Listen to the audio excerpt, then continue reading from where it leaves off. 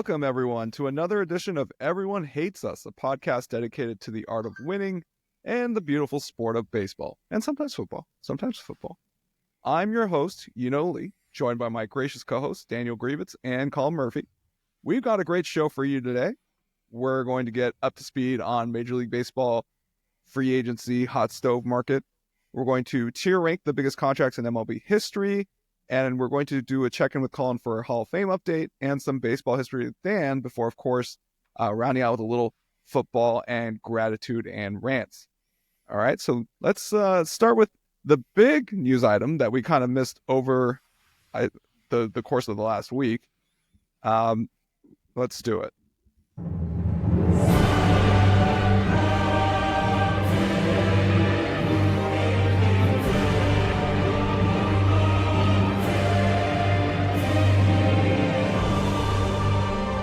It's happened, boys. The first large domino has fallen. Major League Baseball right fielder Juan Soto signed a contract for $765 million, 15 years with the New York Mets. The contract has zero deferrals and is going to be paid out $51 million a year with an opt-in that could push this total contract value up to $805 million. We are talking about the largest contract in the history of professional sports. And I know everyone's heard about this by now, but I wanted to do kind of like a unique spin on it by crunching some of the numbers to find out just how impactful Soto's contract is historically.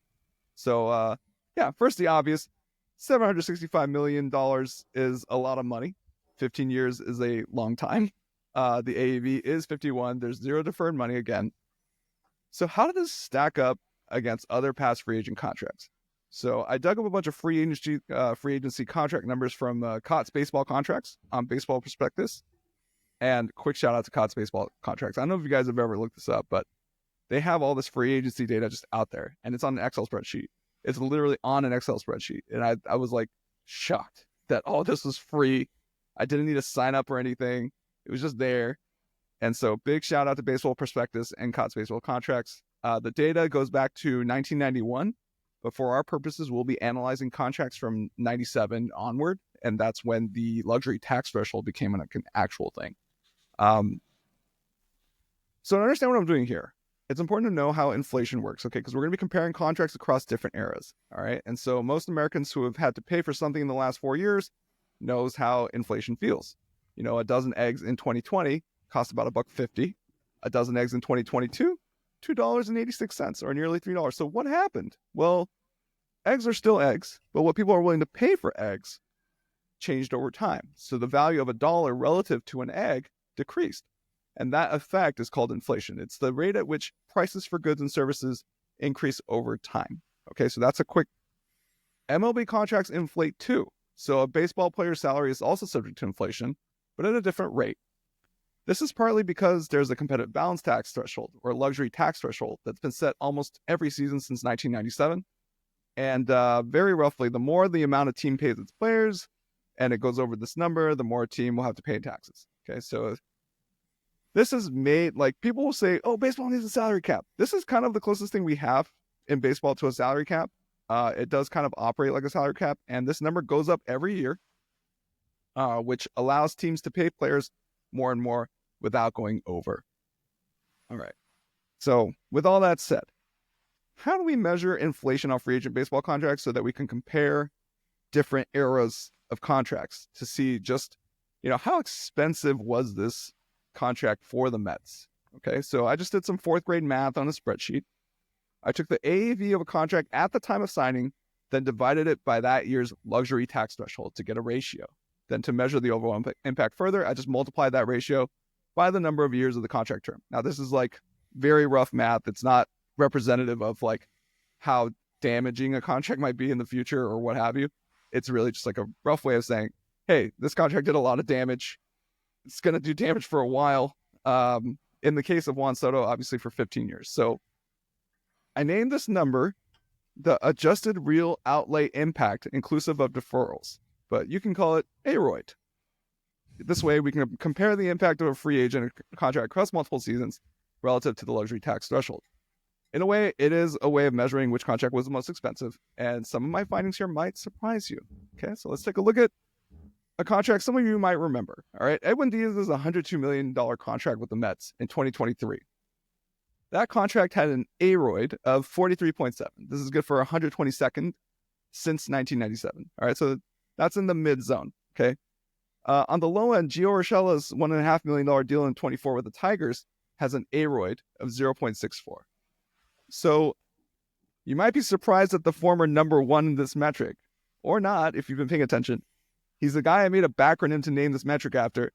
It's Alex Rodriguez. His 2001 contract with the Texas Rangers has an aroid of 273, and his 2008 contract had an aroid of 177.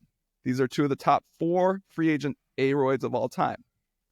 Okay, so right above 08 aroid, right above 08 aroid is 2024 Ohtani with an aroid of 194, and that's his AAV, including the diminished value of deferrals. All right, so to get to my point, Juan Soto just broke the aroid ceiling. A fully guaranteed, no money deferred deal sets his aroid at an unprecedented 317. So not only is Soto's contract the most viable contract ever signed by an MLB player by a wide margin, it also makes it the most expensive contract to a team relative to the CBT threshold. So it's a truly one-of-a-kind deal that emphasizes the haves and have-nots in MLB. And that's kind of the point I wanted to make, was that this contract, people are saying, oh, it's an overpay. Well, how much of an overpay is it? And I wanted to really answer that question. So it is the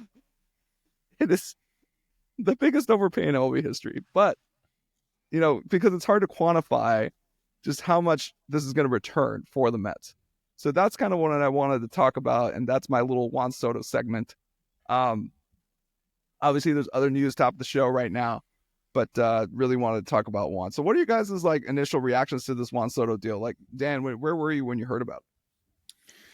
I think I was home. But I think it's a huge number, obviously, but it's not like, there was multiple teams bidding huge numbers. The reported Yankees offer the reported last Yankees offer was 760 over 16 years, which is very close to 765 over 15.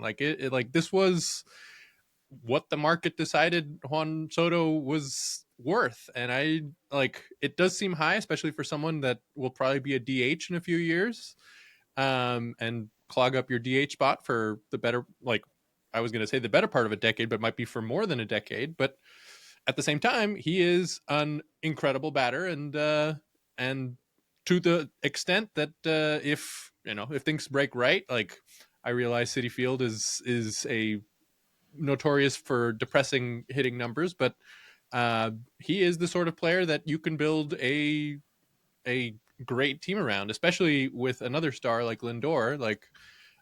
Despite the absurd price tag, I can see it working out for them, especially as a sort of signal to the rest of the league. This is a team that's willing to pay and willing to pay to be really good. So yeah, despite the crazy number, I like it for the Mets.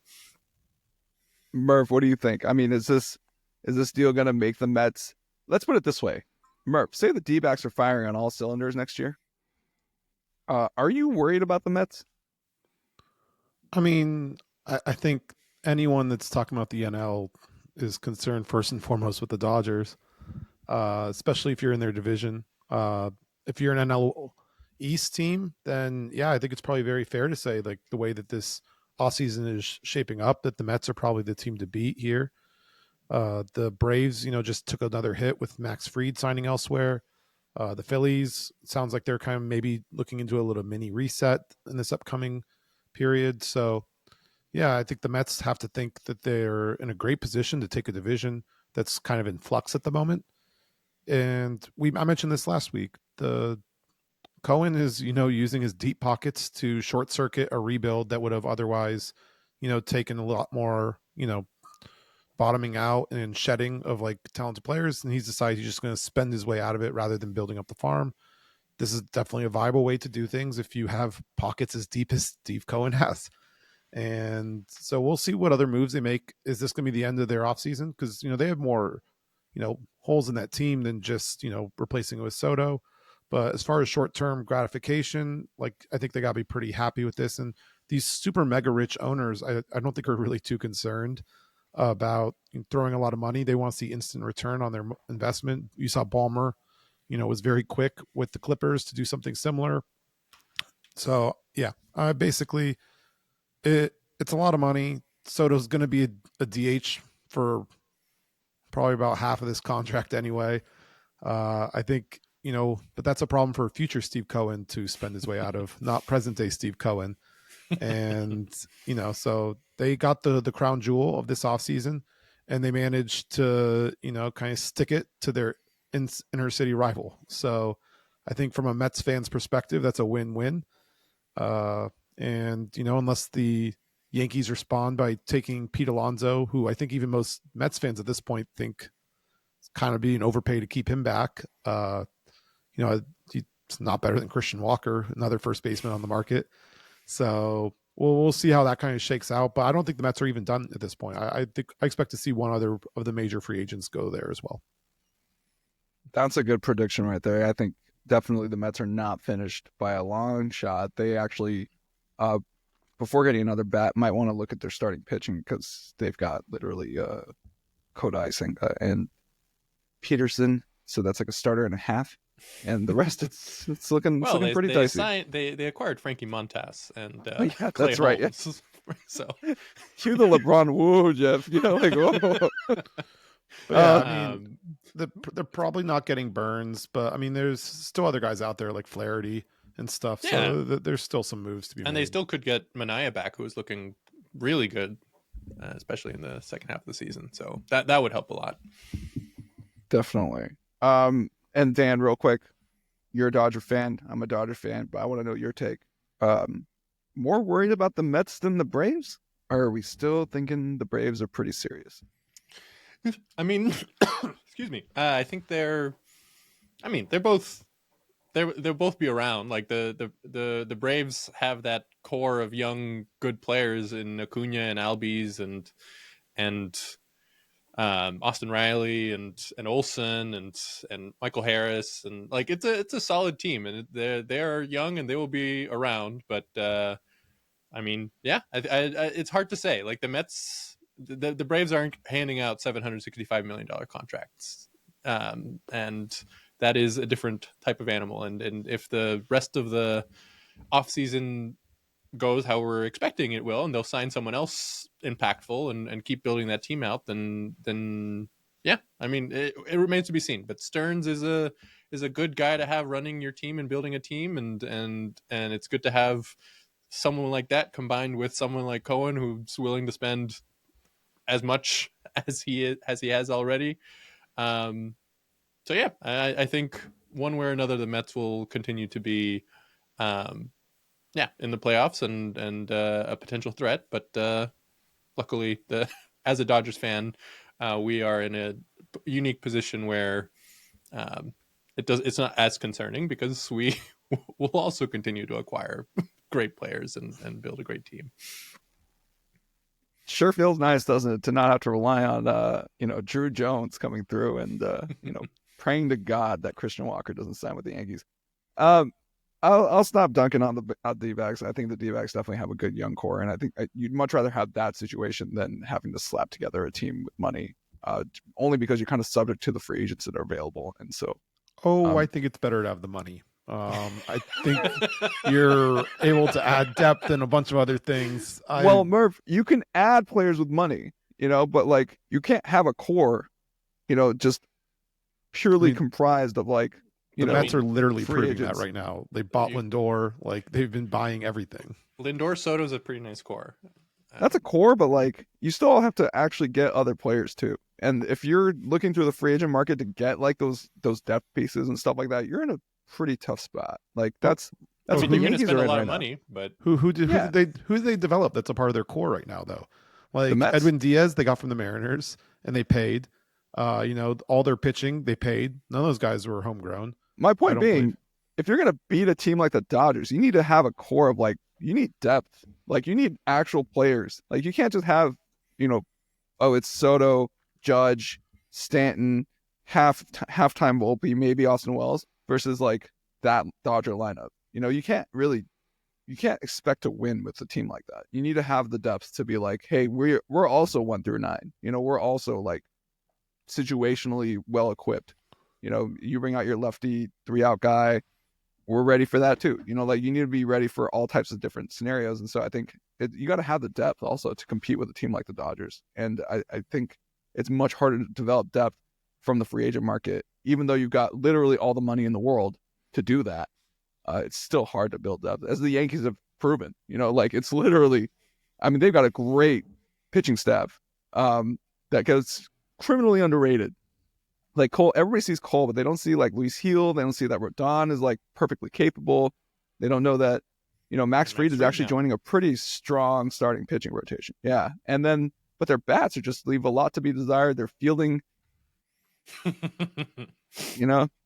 so, I think you'd rather be in the situation where you have a strong core that you've built up with a lot of depth pieces, kind of like the Dodgers have in Muncy, Will Smith, guys that we've built up, not necessarily like developed from drafting, but, we have players who, were cast-offs from other teams, essentially, like Max Muncy, and then just like develop them into, oh, this is like you're still good. Like, we'll turn you into like a 30 home run guy, and who walks a lot. You're like, I'm done, except shorter, that's kind of the Dodgers MO. So I think that's better to have the Murph. My point being, I'd rather be in your situation, and then maybe like an owner comes in and says, hey, we're going to start buying players to slap on top of this. That's been more of the Dodgers style, to be competitive with the Dodgers, as opposed to like what the Padres are doing, which is basically like, dude, like, that worked, but like, not really. They miss the playoffs every other year. Yes, you guys' lineup depth is crazy, but I do think Ohtani, Freeman, Mookie being at the top of the lineup is absolutely absurd, and a much bigger reason why the Dodgers are feared than the fact that like your 7 through 9 is like slightly better than other people's 7 through 9.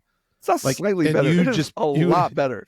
So that's what I was just saying, though. Money like fixes a lot of things. If we were rolling out our core and we brought in 3 league MVPs to be the top of our lineup, we'd look pretty good too. So that's where the money comes from. But you would only need one. Like, say if you guys added like Manny Machado to the team, right? Like, what you guys did. Then you let him walk, and then you brought in another guy, and then another guy, and then another guy, and another guy. Manny was a jerk. Nobody wanted him. Okay, like the Padres wanted him, but like nobody really wanted him. But if you added a Manny Machado type or Bryce Harper type player to your team, instant contender. I think you're really underselling how much money can just allow you to short circuit like rebuilds and how much of an asset it can be. Just from the sense of also just pushing everyone down a little bit.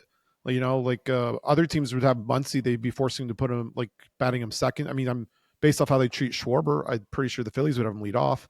And you guys get to camp him over in like the 6 hole. So Muncy is very dangerous in the 6. If he's batting, 2 or 3, not nearly as scary for your whole team. And I think, a big part of your guys' depth is the fact that like your mid guys are all at the bottom because you guys have bought out for the top. And, you have 3 great MVP level players that are, leading the top of that lineup. And that's from the money. And so I think you're really, really underselling the money aspect of this whole thing. Just so we're clear, we also traded for Mookie. Okay. Like, that's not, we didn't just free agent sign him. Okay. We traded Jeter Downs. Okay. We took on David Price's ungodly contract. We'll get to that. So again, you used your money. Like, how do you not realize what you're saying right now? That's Mookie's kind of homegrown, like brought him in and just, shine him up a little nice and then look at him go. Look at little Mookie go. No, I'm with you. I totally get that. And I think that's the optionality. That's the other thing that you bring in is like, hey, we can take on your bad contracts, but you have to send us like a Mookie Betts, and we did it before Mookie too, with like Alex Wood, Matt Latos, like a lot of like weird, like, why did we take that on? It's like, oh yeah, no, we also got a bunch of other stuff in return. I mean, right off the bat with the new ownership group, when we did the trade to get Gonzalez, and we picked up the Beckett and Carl Crawford contracts, like that was like the statement of intent by this ownership group. That was back in 2013? Yeah, maybe overstated our intent a little bit with the Crawford contract. That was an absolute albatross. No, but I mean that was a smart move because like it allowed you guys to build up your farm while like not using assets to get good players. You just use your money as an asset. Again, showing that money is like very, very important. And there's a reason why the Yankees haven't had a losing record in like 40 years at this point. They may not have had like great contenders all those times, but the Yankees have. When's the last time the Yankees had a losing record? Is it the 70s? When's the last time everybody thought, wow, the Yankees are going to win the World Series this year? Like, it's been legit like 20 years, dude. Like, there's no way. Like, no, but they haven't had a losing record. Like I'm just saying, if you're going to spend that much, you better be like the prohibitive favorite to like at least make some serious noise in the playoffs. There have been some years where we're like, Yankees might miss the playoffs. Oh my God. Like, how are they keeping this team afloat? Like, you have those moments with the Yankees, like, oh, look at this decaying old albatross of a team just falling apart. Like, I mean, yes, but around stars that they're paying a whole bunch of money, which are keeping the team in the playoffs. Like, they're like the team was like, yeah, like the team had serious flaws this year, but it also had, Aaron Judge, I'm not talking about Juan this year. Soto and Garrett Cole, but other years, like they like even years where they had like. I don't know. I'm struggling to remember specific Yankee years, but they always have their A-Rods, they have their Jeters, they have their Giambis, they have like guys that are solid guys or Mark Teixeira, like late career Mark Teixeira. Like these are guys that they acquired with their considerable resources and probably held on to too long, or like had to hold on to too long because they gave them a huge contract. But there's a reason that the Yankees are always sort of hanging around. Okay, I don't disagree with any of that. I'm just saying, like, and yeah, it's good to have the money, but like, Merv, what I'm saying is like the D-backs are in a really good position, kind of similar. And I keep comparing their team to the early Atlanta Braves, like back before like Acuna really started taking off, where you have a lot of like interesting team friendly contracts. They had Ozzy Albies is still under contract. Yeah, that Albies extension was insane. Like, I think everyone knew it at the time. That was, we were all looking at each other like, I'm sorry, how much? Like, what? So, like, you have a lot of team-friendly deals. You have a lot of young talent, a lot of young depth.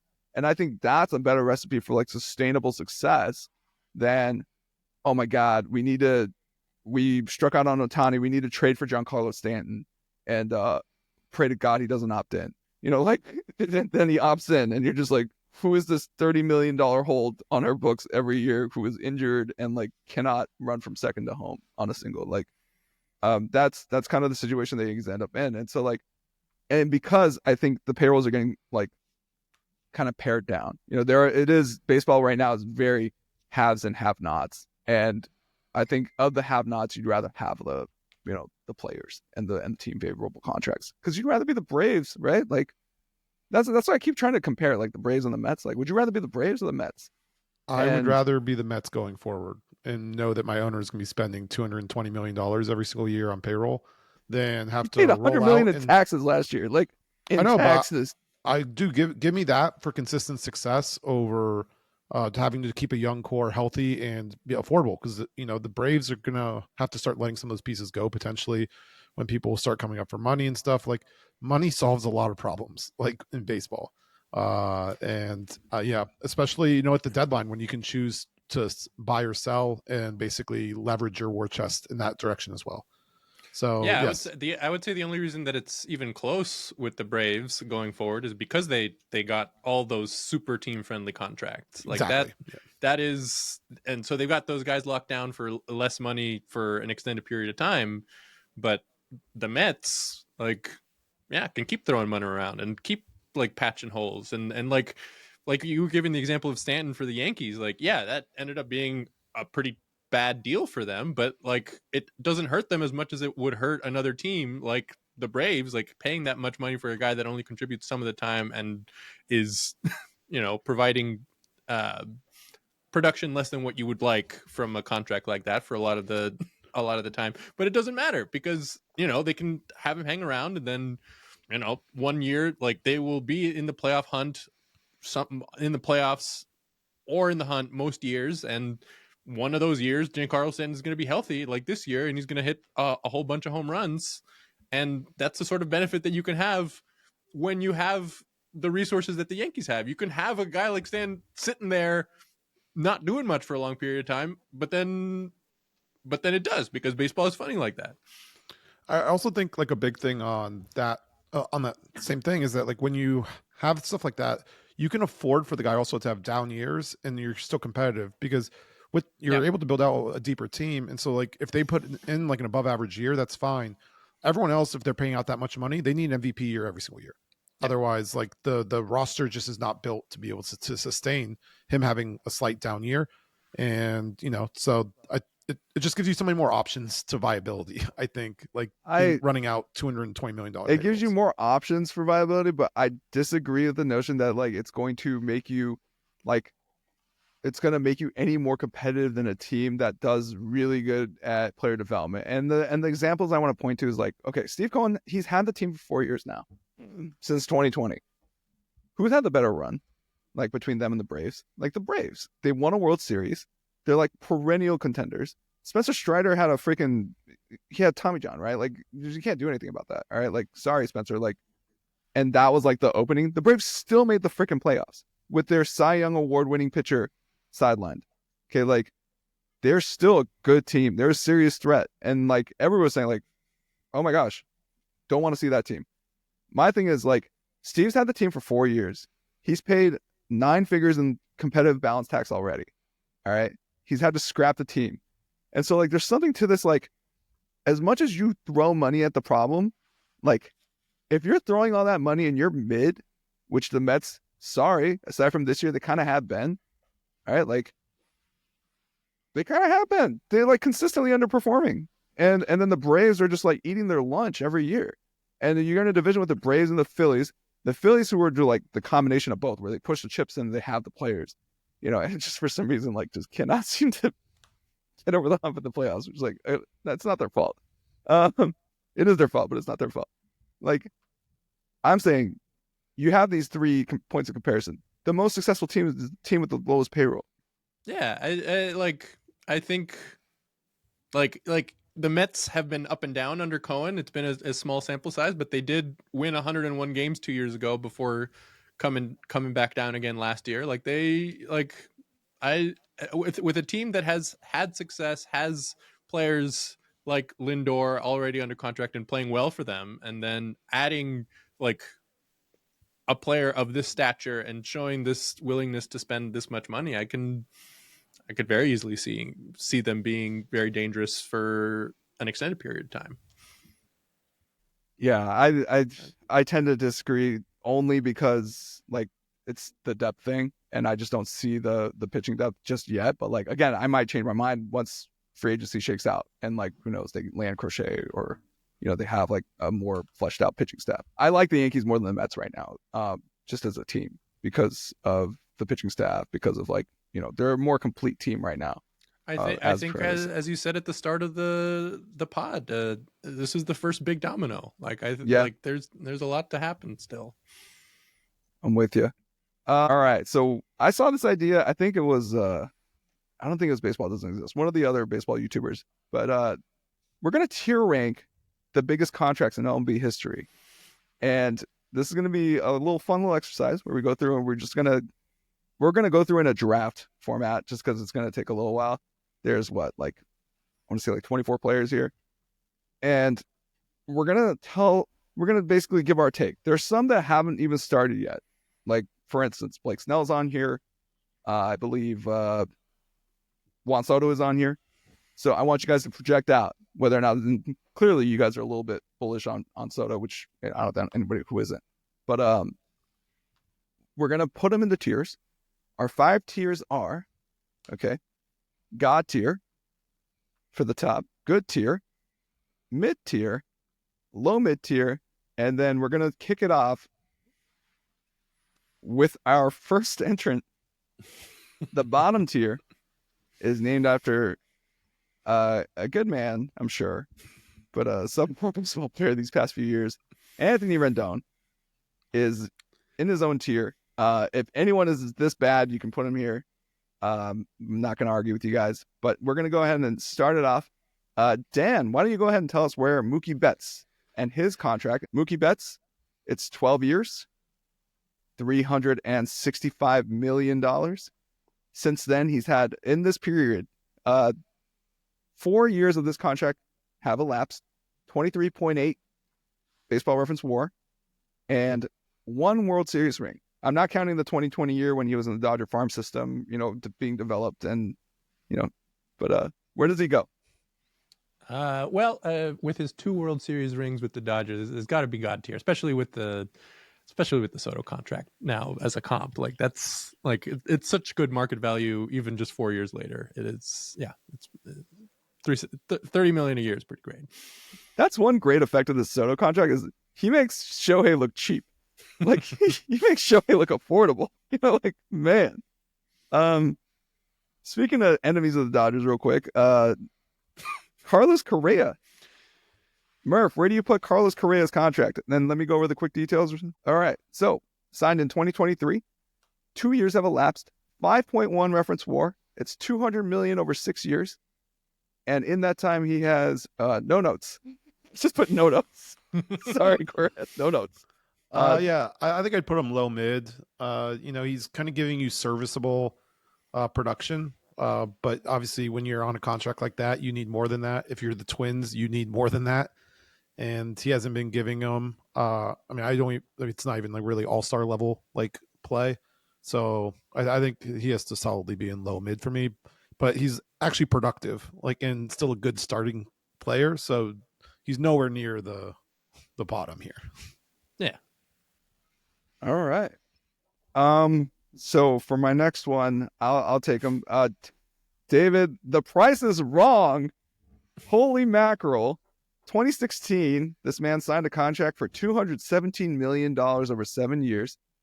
It's kind of similar to it's like 1 million off and a year off of the Max Fried deal. But at the time, it was a mega contract in 2016. David Price, of course, I'm going to put in the... I gotta do it. Anytime your contract is so bad that literally getting rid of it is part of the deal and trading away Mookie Betts, I feel like you kind of have to be in the Rendon tier. But I'm going to put him actually ahead of Rendon because I think it's unfair to Pricey. He had moments during that contract, just not enough. So $217 million. Sorry.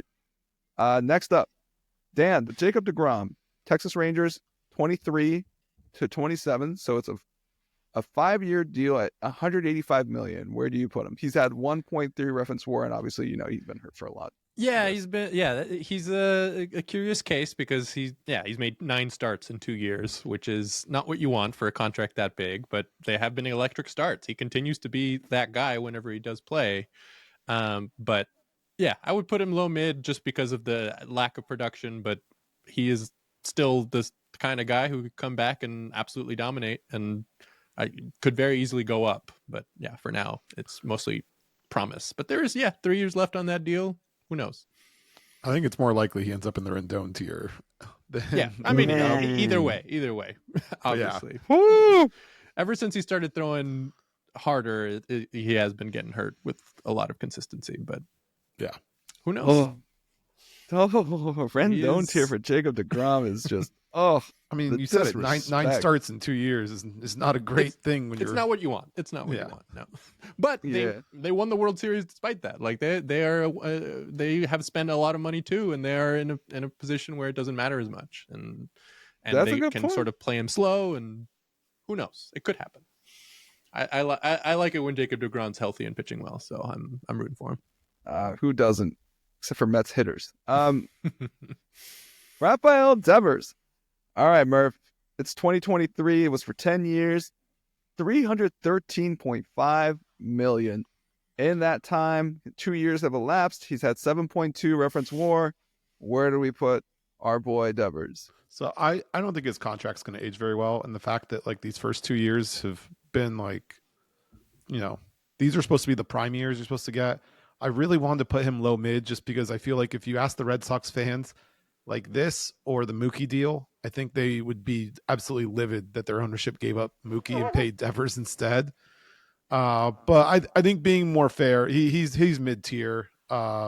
he's still been, the absolute king of that lineup. He's held it down for them pretty well. And so, yeah, I think it'd be a little disrespectful to go lower, even if the opportunity cost, I think the fan base is probably a lot more bitter about it than they should be. I'm really liking where this is going because I'm seeing the order, and I swear I didn't do this order on purpose. Because it's gonna get good. All right. Well, we've arrived at Trevor Bauer, and Trevor Bauer's deal. For those You of you didn't who have don't him know, where's the Dodgers cap? I couldn't find a photo of him in a Dodger cap. Not joking. On Baseball Reference, there's like a slide out where you can see like all the different photos of him they have, and it's Reds, it's Indians or Guardians, sorry, and then whatever the hell this is. 2021, Trevor 102 million over 3 years, and that was a weird option on there. 3.1 WAR. I went to his last start actually in Major League Baseball, and it was against the Giants. He was nails. He's just. I'm so glad this guy's gone. Like, oh my god. But I'm so mad because it legit probably set the Dodgers back a year. That contract was like we still had to pay out a good chunk of it, and it was very upsetting. I can't. He was productive when he played, but he didn't play that much. I'll put him upper Rendon tier, but like, man, only because of what he did, where he screwed us over for that 1 year where we had to keep the contract on our books, and we were trying to get below or into the first tier tax line. So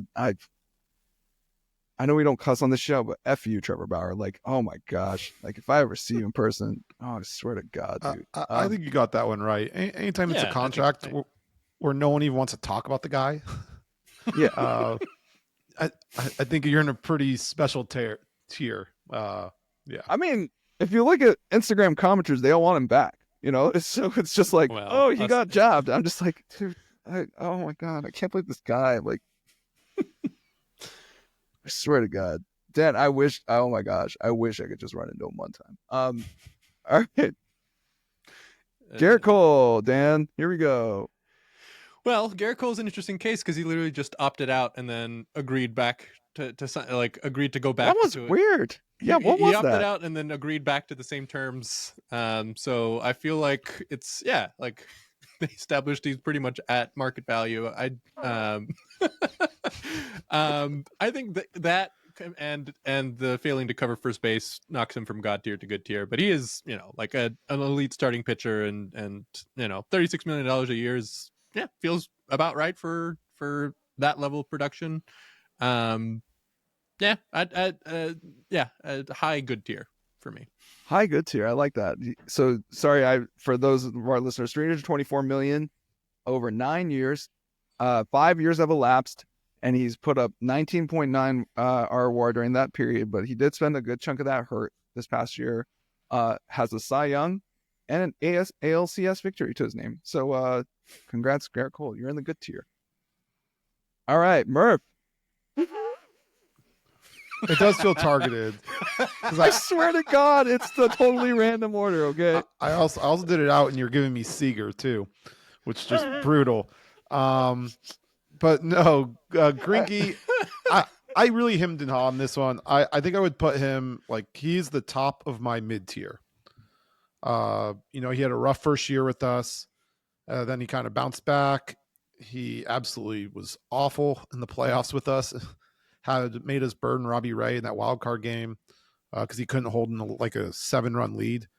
And I think the real thing, especially because you're talking about the Diamondbacks who gave up the contract, is that the trade back, all those players busted hard. So we got absolutely nothing back from him.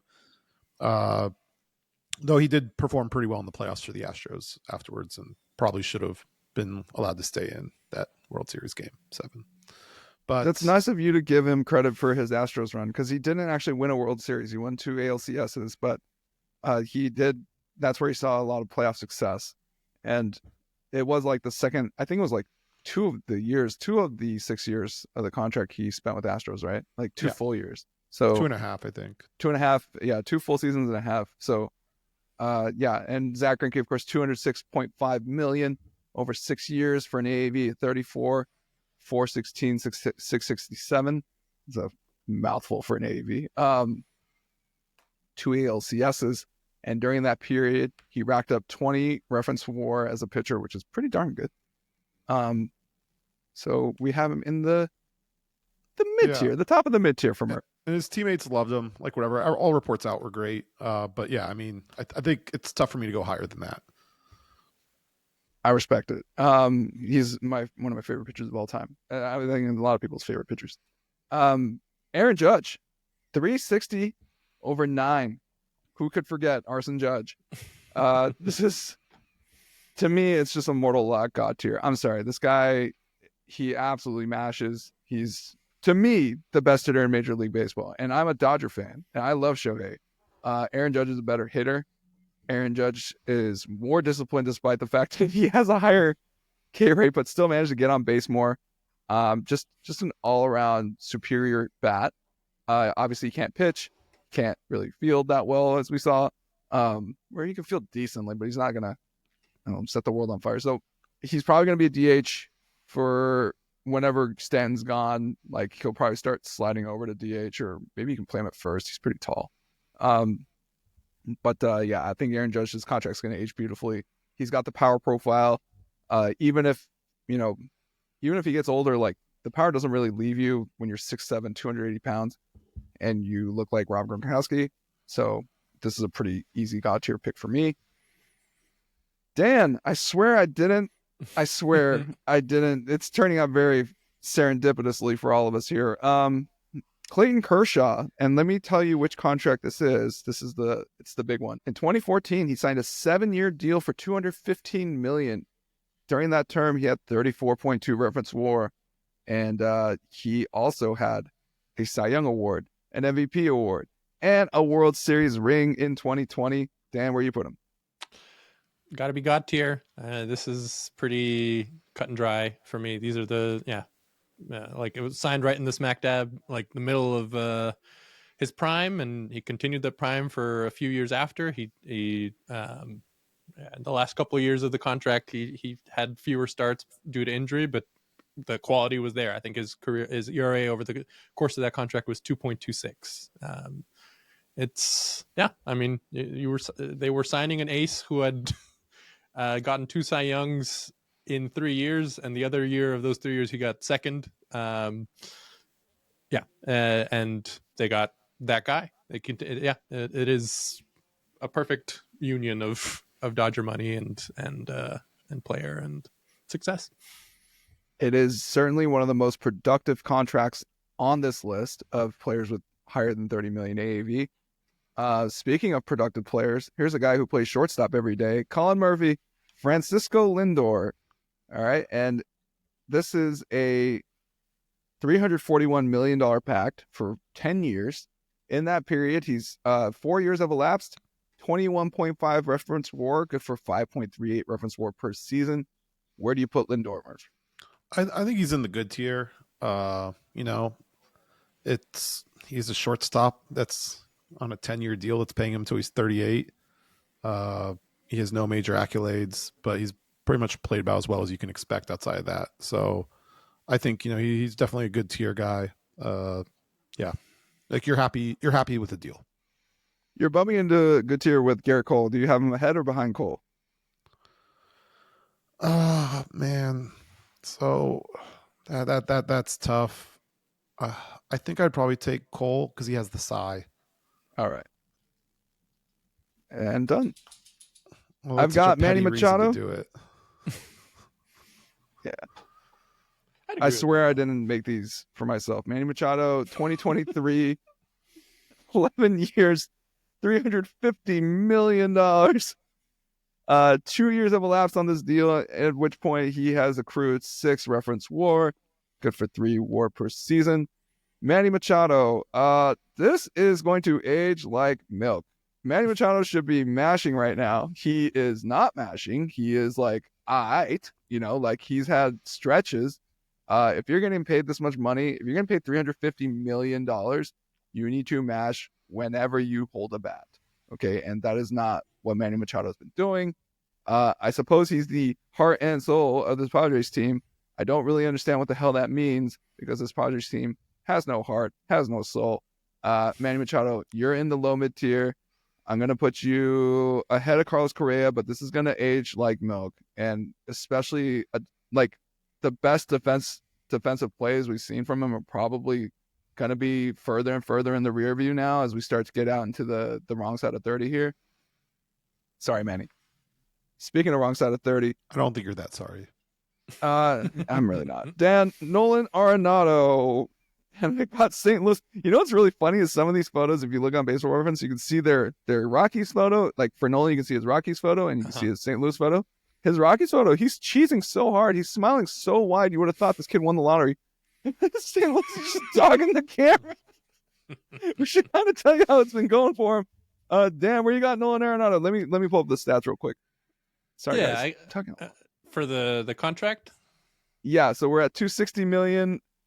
8 years and 5 years of elapsed. In that time, he's at 25.3, which is not that bad. Not that bad. Yeah, he's I mean, he's been he's been a 120 OPS plus guy over the course of the contract so far with plus defense and but at the same time, it is like I think the best years of the contract are behind him. But I think he's accrued enough value in that first half of the contract to make it a good contract. I would put it in the good tier. But if he falls off hard, he could fall to the mid tier. But he was that level of good for the first couple of years. I like that. No recency bias here. Dan knows this man has produced. All right, Murph. I mean, this one's just easy. Like obviously he's God tier. Like just from a business point of view, you make a lot of the money back anyway because you have one of the top economies backing him nationwide. But yeah, I mean, he won the MVP in the World Series his first year of the contract. I think you're going to be hard pressed to find any Dodger fan who thinks, oh no, like whatever, that was anything but like one of the most slam dunk great contracts handed out. So yeah, I don't think we need to discuss that one too much more. That one's pretty cut and dry. Well, I've got his former teammate Mike Trout, $426 million. I believe it was for 12 years. Woof. 6 years of elapsed, in which period he has accrued 21.7 reference WAR for an average of 3.62 reference WAR per year. That is a weird number to hear about Mike Trout. He does not strike me as a 3.6 WAR per year type of player, but he has been hurt for a lot of this deal. Unfortunately, he signed it in 2019. So that's like our Mike Trout. This is a tough discussion. Are his best years behind him forever? Like, is this it? We're never going to see him break 6-7 WAR ever again. Like, I think it's probably safe to say. I think it's kind of safe feeling to a say. lot like Junior's career, where he was, the injury just caught up with him, and he was still solid, but never the same. How many 32, 33-year-olds like all of a sudden get healthy for the rest of their career? That's a good point. Yeah, it hurts me because we all love him. We all like. There's no reason to dislike this guy. He's one of the best players in the sport, and he ran with it, for a while there. I'm sorry, Mike. I got to put you here. Only because literally his best years were behind him when he signed the deal, and we're only getting the crappy parts, and it's a big deal. 426 over 12. It's rough. All right, Dan. Oh man, you can't make this up. It's one of your favorite guys. I love Max Scherzer. Got to be God tier. Got to be right next to Kershaw up there. They're very they're like twin deals. Kershaw's was like 210, I think.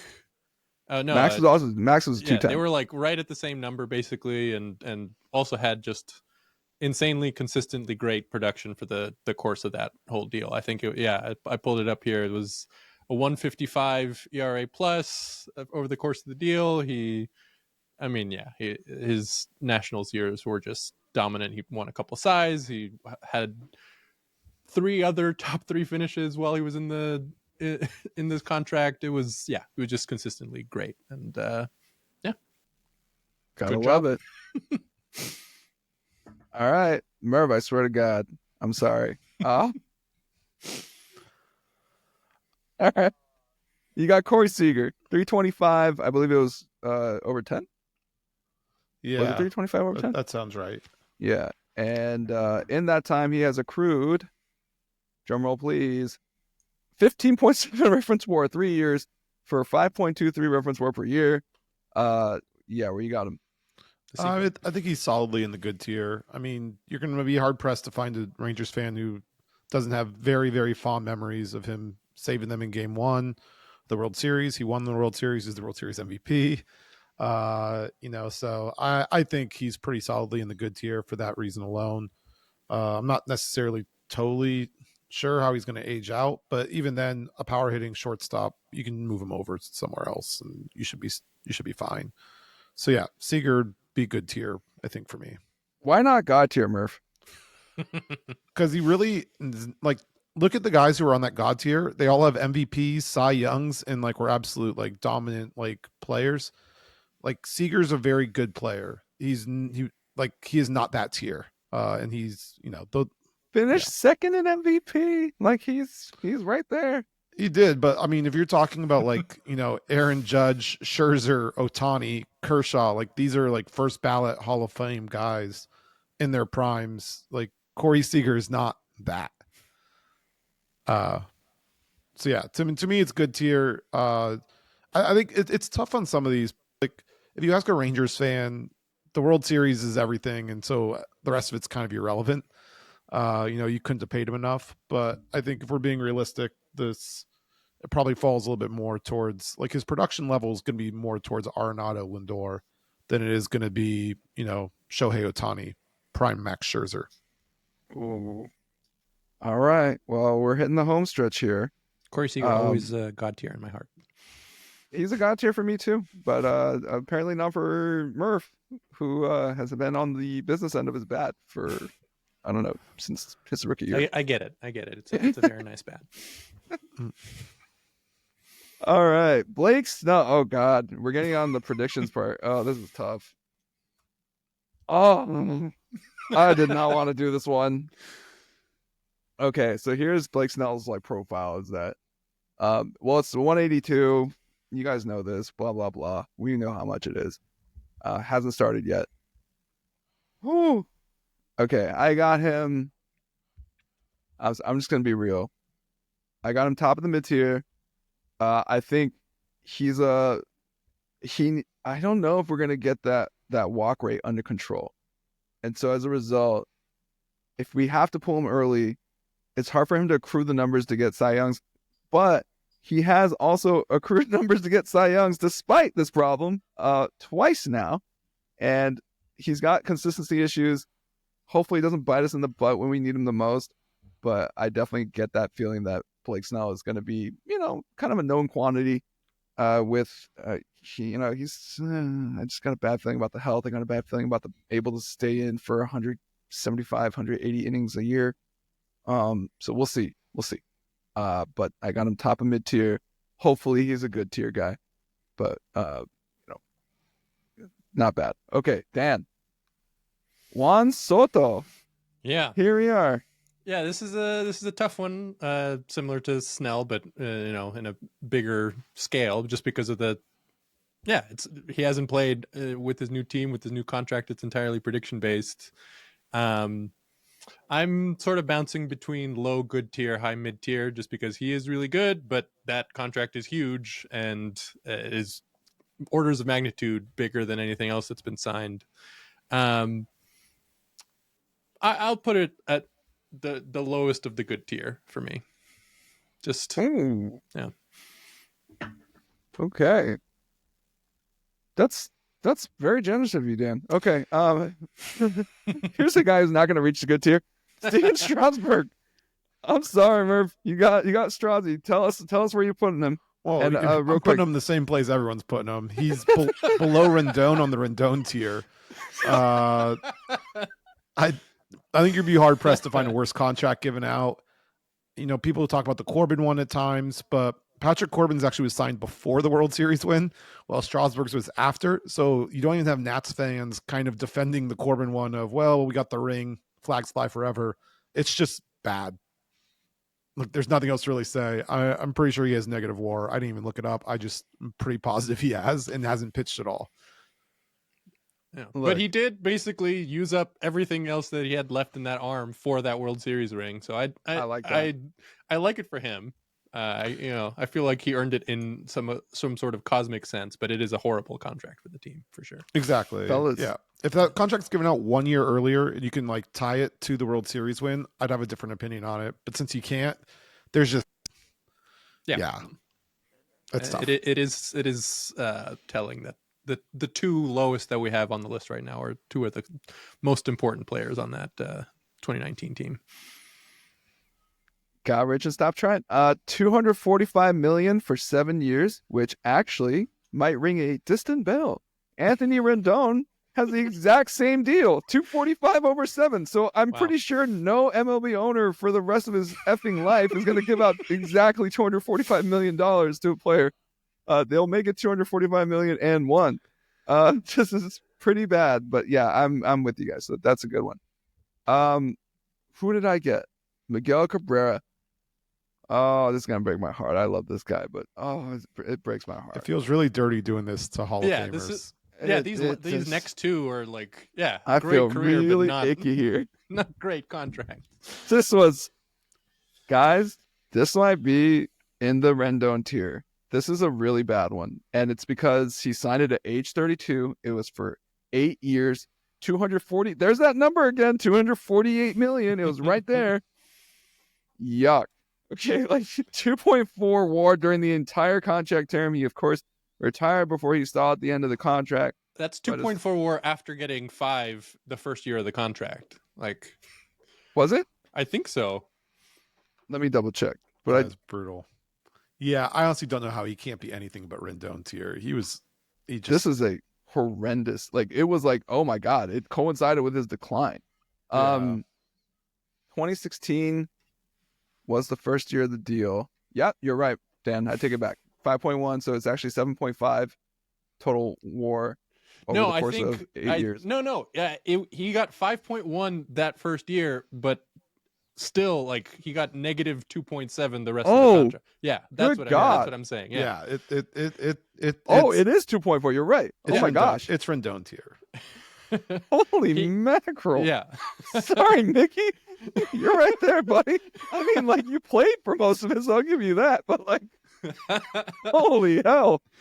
Like, and we all know he's a Hall of Famer. He's an amazing career, but this contract one of my favorite players ever. Yeah. And this contract was not. I'm sorry, Mickey. Man, and we wonder why the Detroit Tigers don't want to give money out anymore. Like, I wouldn't spend money after that either. Oh, Lordy. The Javi Baez contract. So. Oh, yeah, they also, dude, they just, oh my gosh. Just good decisions all around. It's ugly, boys. It's ugly. All right, Dan, here we go.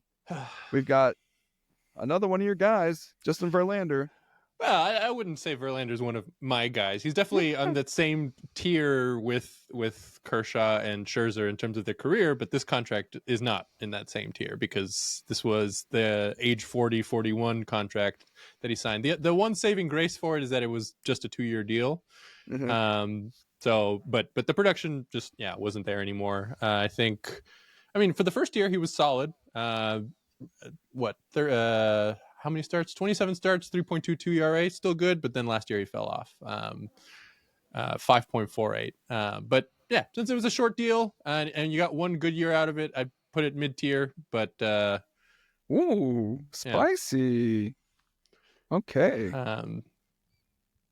Well, maybe not. Let lower mid-tier. Would 43 million, and then don't worry, that is a lot of money. Uncle Steve paid some taxes on that 43 too. Yeah. I appreciate it because now we got some nice symmetry here. We're getting really good symmetry here. But Murph, you're gonna have to make a call here. Zack Wheeler, Philadelphia Phillies. I'm not breaking symmetry. I'm sticking him right in the middle. Oh my God. You're just doing this to do it. It is crazy how that worked out, guys. Like, I actually like this. I think reverse bell curve. Yeah. So we're gonna do a quick recap. In the God tier, we got Mookie, Aaron Judge, Max Scherzer. Woof. Wow, brain fart. Max Scherzer, Clayton Kershaw, Shohei Ohtani. Not a coincidence. 3 Dodgers in the God tier. Technically, good 4. tier. We've got Garrett Cole, Corey Seager, Francisco Lindor, Nolan Arenado, and Juan Soto's new deal. Mid tier, we've got Blake Snell's new deal with the Dodgers, Zach Greinke, Rafael Devers, Zack Wheeler, Low mid tier, we got Mike Trout, we got Manny Machado, Justin Verlander, Carlos Correa, Jacob deGrom, and in the Rendon tier, the worst tier, we've got Trevor Bauer, David Price, Anthony Rendon, Miguel Cabrera, and Steven Strasburg. That should sum it up. I think we should post this or something. Like, this is pretty good. Like, Yeah. pretty solid list, boys. I have no arguments against this. This looks really good. Thank you as always, Dan and Collin, for working with me here. Collin, I'm so sorry we had to open slightly still fresh wounds to go over a Corey Seager's contract. But we're gonna take a quick break and then we'll be right back with a Hall of Fame update from Murph and baseball history with Dan. All right, we're back. Hey guys, thanks for sticking with us here. We got some cool stuff coming. All right, we're going to start with the Hall of Fame update from Murph. Murph, what's going on with the Baseball Writers Association Hall of Fame voting? Yeah, so only 4% of the votes are in, but that doesn't mean we can't start trying to extrapolate from that giant sample size and seeing what we can kind of come up with. I think there are 5 takeaways I'm kind of taking from this, even though we're only 4% in. I think number one is I think I'm pretty much willing to just project Billy Wagner getting inducted into the Hall of Fame this year. He was 5 votes short last year. 2 people that didn't vote for him last year have already flipped and voted for him this year. So he only needs to convince 3 more when the other 96% of voters come out, especially considering it's his last, year of eligibility. I find it hard to believe that he's not going to be able to overcome that and, make this at least a 2-person class, because we do expect Ichiro to make it and make it very easily. He is still unanimous, not surprised there. We're trying to see if he becomes the first position player to be unanimous. My third takeaway here, though, is actually a little bit of a surprise maybe. For some, CC Sabathia looks like he might actually make it first ballot and make this a 3-person class. He's been on all but 1 ballot so far. And, another thing to point out is that we're under the normal percentage of 10-person ballots. So these aren't the people who are just clout chasing, like the ones that throw, I vote for everyone, full Oprah strategy with how they vote for Hall of Famers. People have been a little bit more judicious. Our rate of ballots with 3 or fewer people on it is 5x what it was last year overall. Now, part of that could be because of the class and other things, but I think it does speak to the fact that Sabathia is getting a lot of support on very limited ballots. So I kind of like his odds of getting in first ballot because of that. Next, I think we're seeing continuation of Carlos Beltran's momentum. He's already flipped 2 voters. He was over 55% last year. I think he's going to get in. I think it's an eventuality. He's not going to get in this time around, though. But I think as we get further and further away from the Astros scandal, it does seem like people are warming up to his candidacy. Well, what did Carlos Beltran have to do with the Astros scandal? Are you pretending that you weren't paying attention to the Astros 2017 scandal? He didn't help them cheat or anything, did he? It depends on who you ask. The Commissioner made his report is what I heard from several players. Nothing else past that. Just the Commissioner made his report. Okay, yeah. There's no way. That's ridiculous. Carlos Beltran, he's a first ballot Hall of Famer. He should have been. He's on his 3rd, so I think it's he's not getting in this one. Never gets in. Screw that guy. I think the last thing is, I think we talked about a lot of the first ballot guys, who people were on the ballot for the first time, and just how many interesting cases we had with some compilers, some high peak guys who had careers shut off. Well, none of them are getting any support. Felix is the only first ballot guy besides Ichiro and CC to get a vote, and he only has 1. It is not looking great for many first ballot guys to stick around on this ballot going forward. Also should note, Torrey Hunter is the only returning player to have 0 votes at this point. So drop-off alert for Torrey Hunter and David Wright, I would say, as well. But yeah, I think those are kind of the big takeaways we're seeing at the moment. It does not seem like the voters are very interested at all in most of these, first ballot guys like Pedroia, Ian Kinsler. There's several, Mark Burley. No, he's not first ballot guy. Never mind. But Cargo, Hanley Ramirez. A lot of them just not really getting a whole lot here. I think to sum it up, Wagner's getting in, Ichiro is still unanimous, Sabathia looking good for first ballot, Beltran will get in eventually, and the repudiation of these first ballot guys so far from the BBWA. I mean, it's just a tough time for Felix, but I believe in it. I believe in it. Dan, he's got to get in. He's got to get in just- eventually. I think he sticks on the ballot. I don't think he falls off. I think he'll get enough support to stick around, and then we'll see where he kind of goes from there. Because the next couple years, it's a soft ballot, which should certainly help him out a little bit.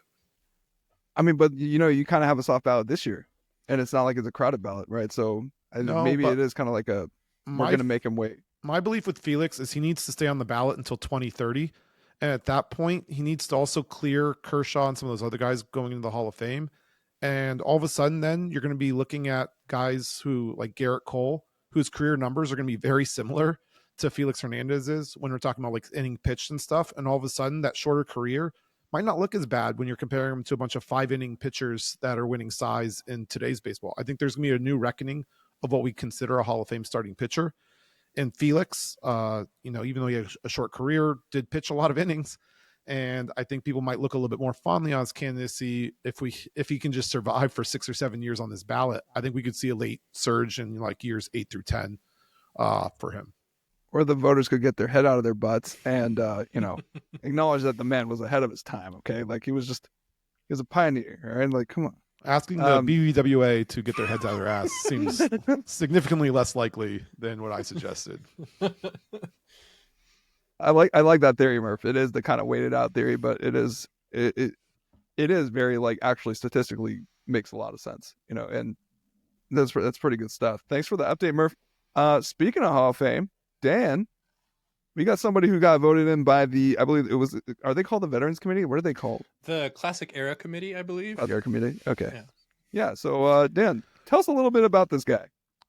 Well, we got two guys voted in this week. Dick Allen, who was probably the biggest snub that wasn't tied to the. Yeah, there he is on the left, iconic Sports Illustrated cover from '72. A lot of people considered him the one of the biggest, like probably the biggest snub that wasn't connected to the steroid era or Pete Rose or Shoeless Joe Jackson. Like in terms of pure on-field production, he should have been in ages ago. He should have been in while he was still alive, and he passed away in 2020. And he was kept out. It's credited in part because he didn't get along well with the media.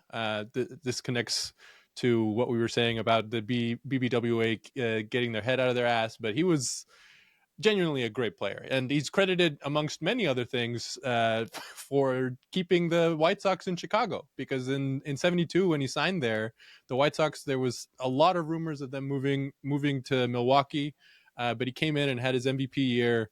I have him here. He had 37 homers, 113 RBIs, 8.6 WAR.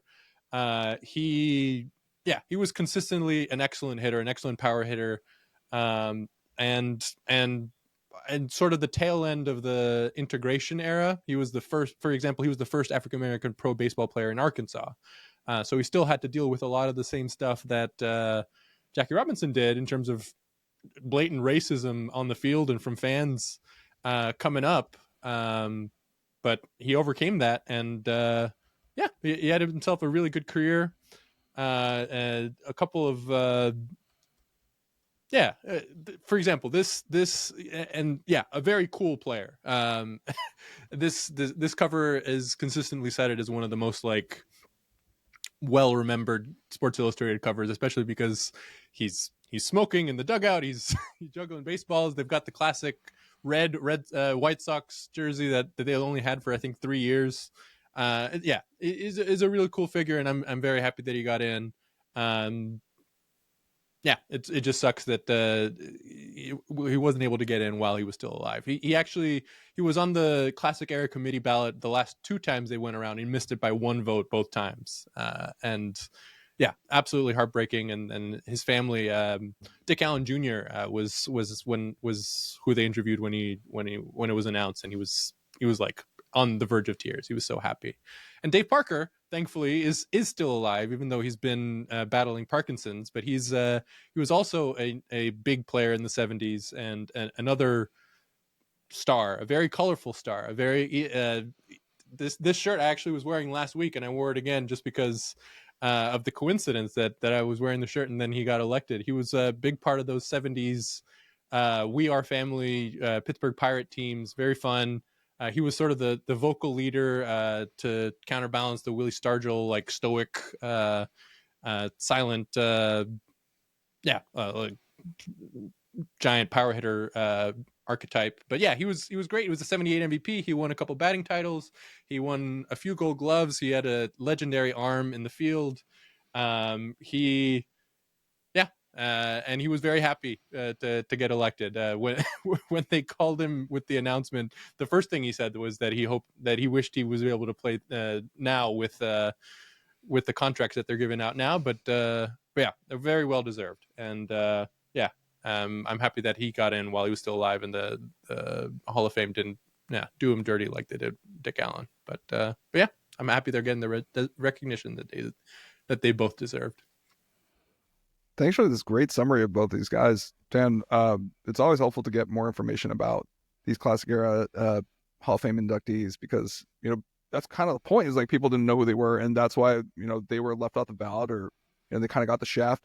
A little bit less excuse for Dave Parker, because he played till like 91, and guys, sleeping at the wheel. He won a second World Series with the '89 A's. Like he won a couple, yeah, I mean, his numbers aren't like he didn't accrue the sort of counting stats that some other Hall of Fame guys. So him getting in makes sense sort of in the context of what Collin was talking about, like standards changing and sort of how we view Hall of Famers value changing. But yeah, Dick Allen, none of that.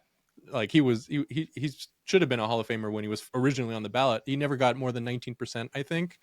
But yeah, he should have gotten in with the classic era committee the first time that he was on the ballot. It took 3 times, but we finally got there, and thank goodness for that. Career 912 OPS for Dick Allen. Just no excuse, guys. Yeah, 156 OPS plus for his career, I think. For his career.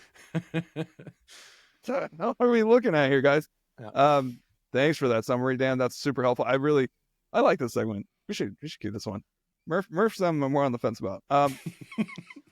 There's not gonna be a ton of updates week to week on that. Yeah. No, we gotta do fashion hour with Murph. All right, we'll be right back with some football. Don't go anywhere. All right, we're back. Let's talk some football. We got college football playoff picture to look at. This is a pretty interesting bracket, and somebody's team is the 1 seed. Congratulations, Collin Murphy. Your NCAA D1 FBS football team of choice, the Oregon Ducks, are the 1 seed going into this thing. How are they going to screw it up this time, Murph? Well, technically, I've kind of looked at several different selection things, and Oregon is guaranteed to have a share of this national title, no matter what happens in the playoff, because their lead in the computers is so strong they can pull a UCF and claim a national title no matter what happens. So, congratulations, Oregon! You have your first claim to a national championship. I'd like to thank computers for granting national championships. That's how that works. I mean, that is officially how the NCAA allows you to claim titles. Yeah, because UCF was allowed to claim a national title because they were number one. I think it was the Collin matrix at the end of the 2013. I think it's more depressing that you have to rely on an algorithm and a computer to claim a national title than by winning the damn national title game. 20 geriatrics in a room is way better. Any system that allows the UCF title to be in the conversation is worth it. I loved that. That was great. And it was back this week because they rehired the coach from that year, and so they had like the replay video with him with the title hat and everything. So, but leave it to Murph or an Oregon fan to find a way to claim a national title without actually winning one.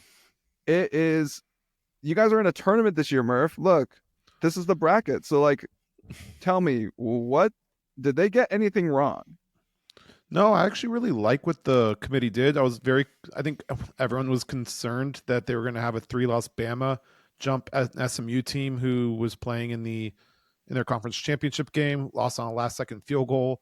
That was 55 yards. I think that would have been incredibly harsh.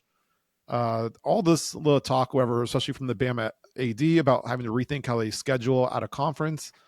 I don't even know what he was talking about with that. Like, I'm sure Mercer, the 2G5s, and the P5 team that hasn't been bowl eligible since pre-COVID are really shaking in their boots. You're rethinking about making that schedule easier. I think going the other direction actually would have flipped it, where, SMU, their only loss in the regular season was to BYU. If they took an easier game there, they're undefeated heading into the conference championship game. We're not even having this discussion. So yeah, no, I think it was totally appropriate. You can't get dog walked by this Oklahoma team and claim that you have a great shot at the playoff. So the other thing I was worried about was Clemson jumping Arizona State for the Peach Bowl in the last bye, but the committee kind of stuck to their guns there, and Arizona State did manage to get into the Peach Bowl. So the bracket kind of broke out the way I think it should have gone. I do think that all 4 games are interesting in different ways a little bit. Texas, that they have no ranked wins. For all the talk of the SEC strength, they were the number 1 team in the SEC before losing the championship game, and they still have yet to beat a ranked team. But they did lose to Georgia by way less than Clemson did, as Clemson got boat raced by them to start the year. So we'll see if Dabo can stir up some magic. If he does, he's a very favorable location with the Peach Bowl versus Arizona State. Like, there will be a huge home field advantage for Clemson if they manage to get through that. This Texas team, obviously, anytime anything goes wrong, it's Quinn Ewers or Arch Manning, and everyone's just going to duke that out in the fan base. So that's always fun with subplot to watch. I think SMU Penn rough. And yes. Yeah. Both Georgia games. I was at the one in person at DK Royal, and he did not look good. But then they put Arch in, and he didn't look any better. And then they went back to Evers, so they couldn't even make up their mind. And you just know Texas, the first sign of adversity, Sarkisian's going to go right back to that again.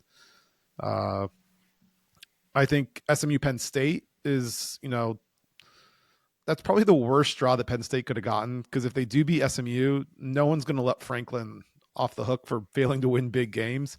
And then he gets Boise State, like a non-power conference team. So he has to basically make the championship game, or everyone's going to levy the same allegations against him. Penn State's really I think if you're James Franklin, you're kind of annoyed at the bracket, because while you do have a nice little path potentially to, the semifinal, on the other hand, you're not getting any credit for anything you do up until the semifinal. So I think there's a big bullseye on Penn State's back here. And I think they got to be very, very concerned. I think they're also one of the only teams. They were on the, I think they're, no, sorry, they have one ranked win. They did beat Illinois. Notre Dame, Indiana. Indiana has really not been tested. Dog walked by Ohio State. Their best win was 6-6 Michigan. I don't really expect a whole lot of Indiana in this one, but the battle for Indiana should be fun. Great for the state. Yeah, and a very rare matchup. That's something I was going to mention. Like, apart from anything else, that this bracket is allowing for matchups that we don't usually get, and including one within the state of two very famous schools. But this Notre Dame Indiana hasn't been played in like 30 years, I think, something like that. And in part because Indiana has been so bad at football for so long. But the state is just down the road from where I'm at, and then they seem very excited. I think that's a good point, though, especially here. You're 2 of the 12 teams that are in are just historical, like the not great historical programs. Like, Indiana is the lowest win percentage, very Power 5 conference team, and Arizona State hadn't won a conference my entire lifetime, or at least a non-split one. They've never won it outright. So you kind of get 2 new faces in here, because I think a lot of people have gotten a little bit stale with the Georgia, Clemson, Oklahoma, Ohio State. Some combination has pretty much been involved in everything. Alabama. Yeah. Oh yeah, Bama. How did I forget? Yeah, the biggest one of them all. And then the biggest one's Ohio State, Tennessee. I think that's one that's going to kill the ratings. One thing I think is interesting about this though is, Ohio State, is Michigan just a bogey team? Is that something cause for concern for them going forward? Another thing to point out is though Tennessee did beat Bama, the computers really, really did not like Tennessee. Collin Matrix, Anderson, and Hester, several of them actually had Bama in and Tennessee out, with a couple of them putting Tennessee as low as 17th, not even on the bubble, just nowhere near the playoff for a 2-loss SEC team. So, I mean, I guess, are the computers taking over, or, do humans still have a spot in this world? I guess Ohio State, Tennessee will really settle that for us. That was a great full circle moment that Murph created there. Yeah, no, to Dan's point earlier, I really like this. Like, we get to see powerhouses from different conferences. I think that was the most compelling part of the CFP, was that you get to see matchups between powerhouses of different conferences match up against each other. Not so much in the way of powerhouses this season on some parts of this bracket, but you've got a Clemson, Texas, which is like interesting, intriguing. Tennessee, Ohio State, love to see it. And then you get to keep, and then it just keeps happening, which is great. Got more Ohio State versus or Ohio State or Tennessee versus Oregon. Arizona State versus Clemson or Texas is going to squash them.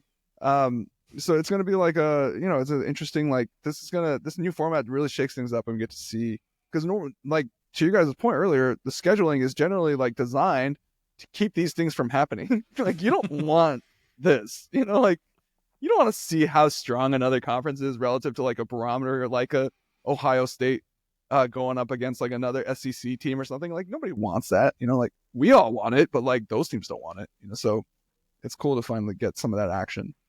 I do like that they set up the only rematch on here until the championship is Ohio State, Oregon, but that'd be in the Rose Bowl, which is kind of a classic, pack big matchup, which is kind of cool. That is pretty cool. Although, talking to some of the bar owners out here in Pasadena, they want Tennessee.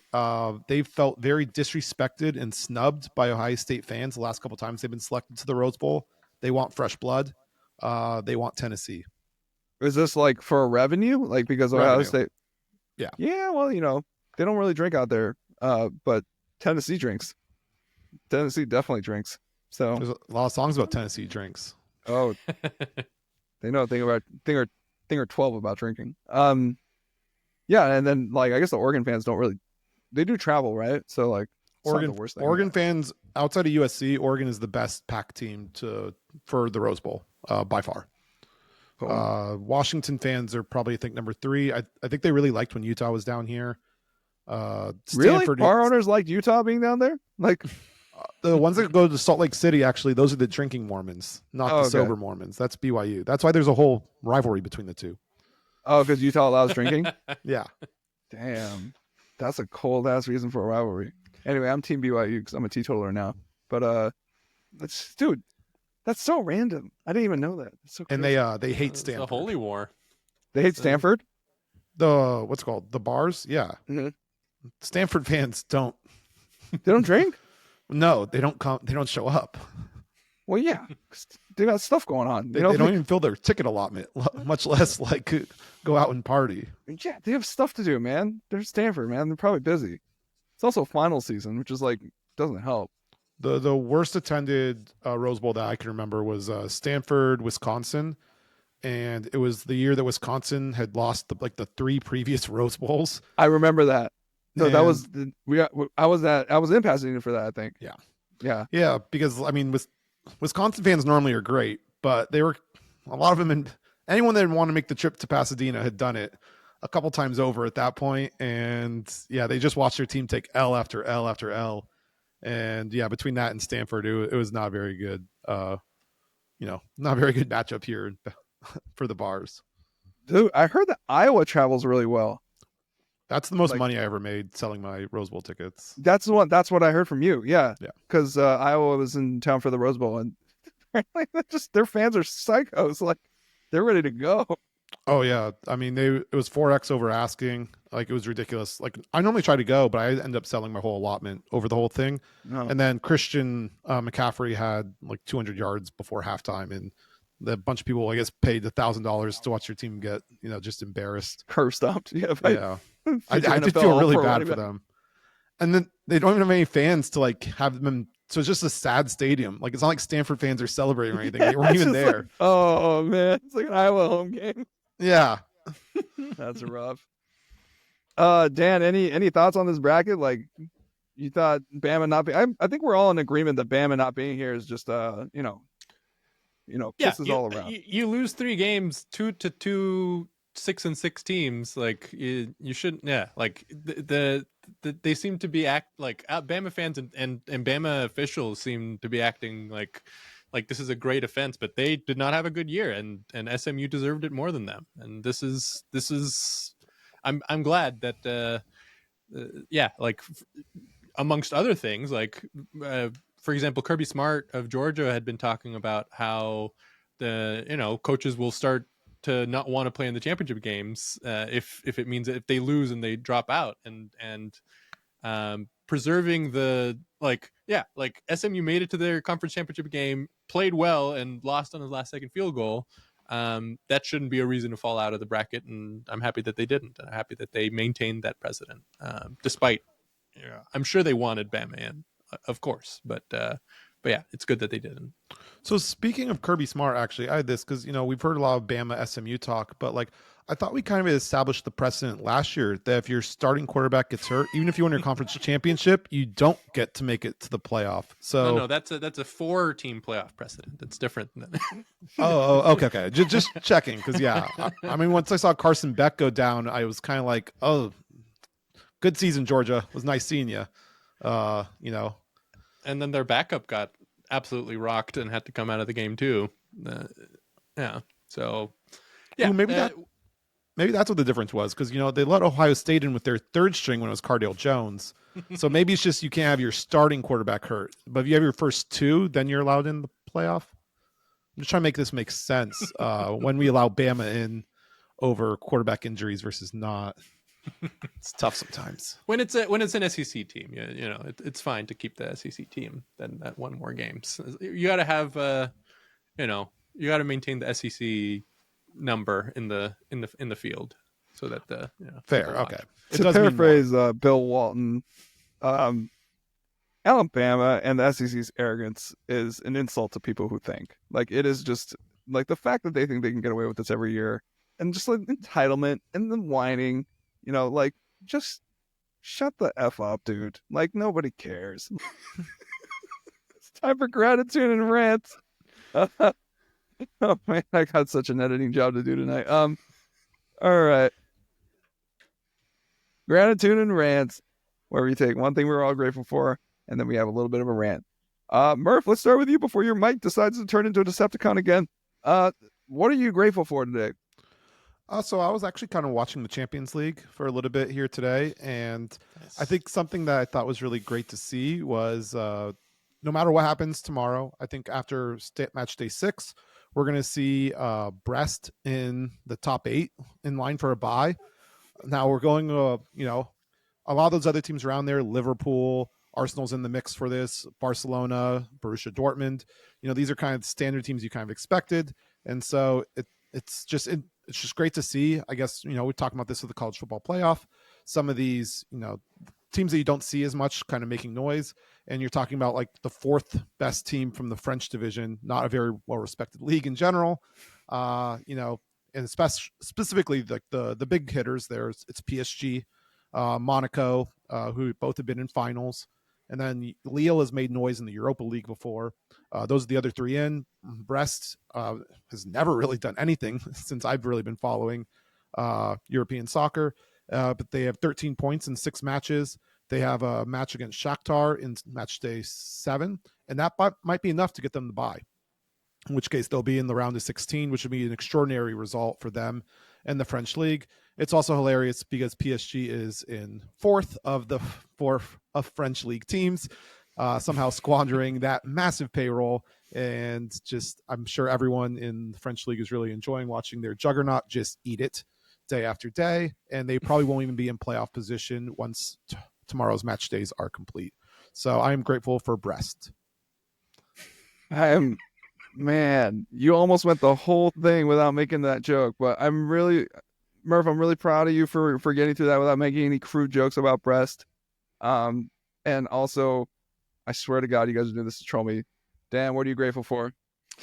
Well, since Collin covered European soccer, I'll do something different and shout out both the LA Galaxy for winning Motherfucker. for MLS Cup after a 10-year drought. I'm happy that Marco Reus, after a career spent in Borussia Dortmund, finally got himself a title. And I also want to shout out Botafogo, the Brazilian soccer team who won the Copa Libertadores, the South American Champions League, for the first time in their 120-year history. And they got a double. I think they hadn't won in 29 years. So yeah, thankful for teams winning after not winning for a long time in soccer. Oh my God. I was grateful for something. I just forgot what it was now.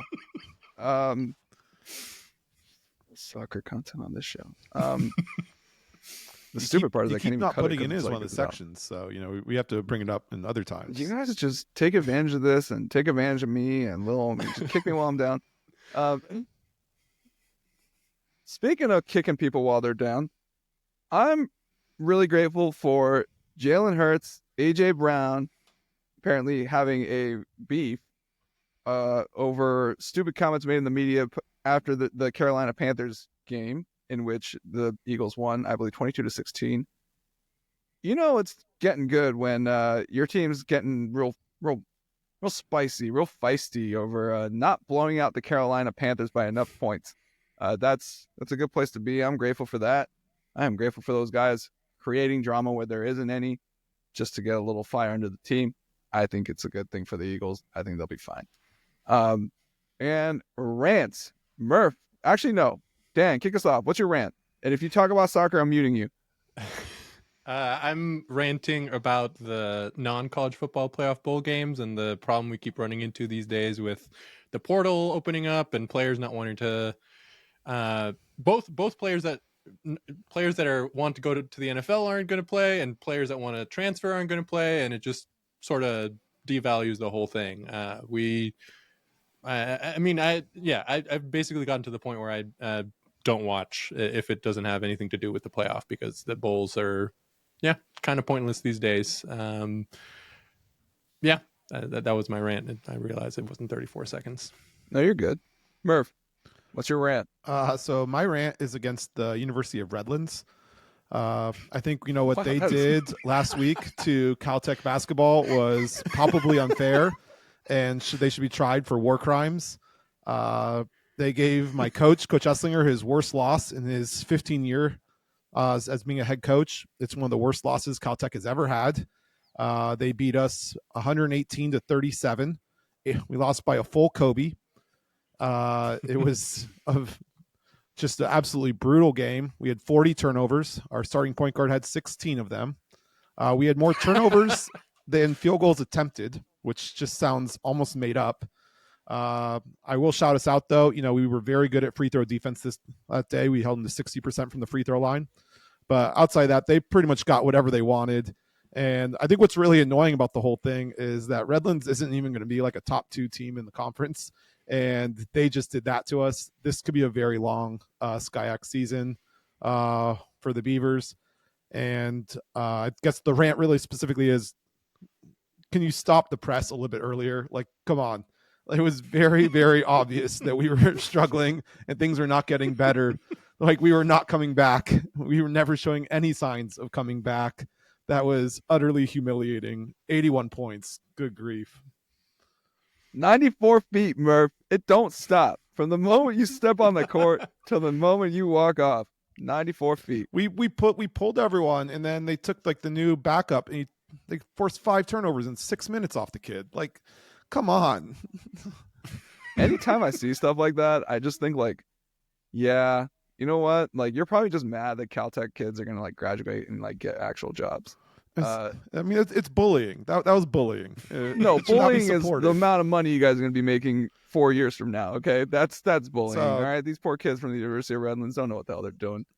Yeah, shame on you, Redlands. Gosh. Don't shame them. You guys are going to get awesome degrees and awesome jobs. Shut up. All right, my rant is actually directed to the city of Cincinnati, Anderson Township, Ohio. Joe Burrow's home broken into during Monday night's game is the headline. My man, I love me some Joe Burrow. All right. I love Joe Shiesty. Joe Burrow. I can't roll my R's. My man can't catch a break. All right. Like, not only is he having an MVP caliber season, like, he is throwing the thing out of the ball. Okay. Like, he is awesome this year. His defense is horrendous. They almost lost to the freaking Cowboys. The way they won was the saddest thing I've seen in quite some time. It was a blocked punt that, like, flew into and started bouncing. And, like, since obviously a block means that the receiving team touches the ball, it is now a live ball. The Bengals recover and win off of that play. It is one of the most pathetic wins I've ever seen. This guy is playing out of his mind, and his home got broken into. And he is the one bright spot on the Bengals this year, besides Jay Chizzy, of course, and T. Higgins. And, you know, the offense is fine. All right, the offense is fine. Yeah, Chase Brown tore it up. Won some fantasy matchups, I got to say, on that. But good God, Cincinnati, do better, man. That's ridiculous. All right, like, Joe Burrow is awesome. He's one of the best things that happened in Cincinnati since, like, Ken Griffey Jr., all right? You guys need to, like, freaking protect this man. All right, what the crap? Like, you let his house get broken into? What the heck is wrong with y'all? That's my rant. Did you see who called it in? Who called it in? Yeah. Swimsuit model for SI. Nice. Yeah, who is working there for Joe Burrow. No, I bet. Dude, protect our national treasure, please. You know? Like, I'm just saying, I think Joe Burrow's doing fine. Yeah, but, like, you got the Batmobile. Yeah, he's got Batmobile. Maybe that's what they were in there to take. Yeah, I heard that he bought it. Maybe it finally got delivered, and they're just like, we're just looking for this Batmobile. Like, where is it? Did y'all watch Hard Knocks? It's coming the AFC North Hard Knocks that just started. He was talking about the Batmobile on there, and he said that it would take a year to be delivered. Yeah. I saw that clip, but I don't know if he actually got it. So, because I don't know when that was filmed, right? Like. So that was like middle of this season, so it's going to be a while. Oh, okay. So it's still not there. Yeah. Oh, yeah. Shout out to Joe Burrow, one of my favorite players in the NFL, one of my favorite quarterbacks ever. Yeah, he's great. That sucks, dude. It's just I know he's not like hurting for money. Off of you guys in fantasy football.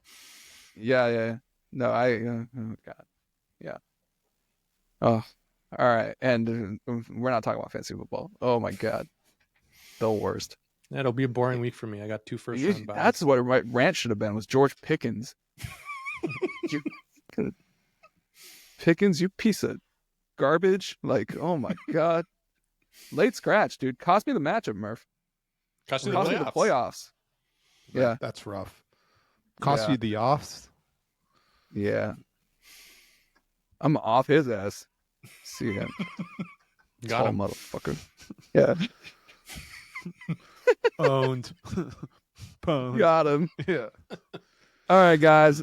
That's it for this week. Thanks for joining us. Thank you, Dan Grievitz, Collin Murphy, my co-hosts, for your time and for your preparation. You guys are awesome today. If you're watching us on YouTube, subscribe, give us a thumbs up, all that good stuff.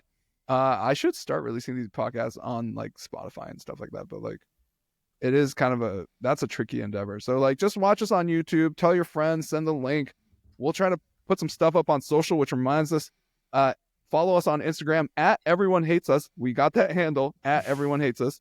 And we'll try to put some content up there.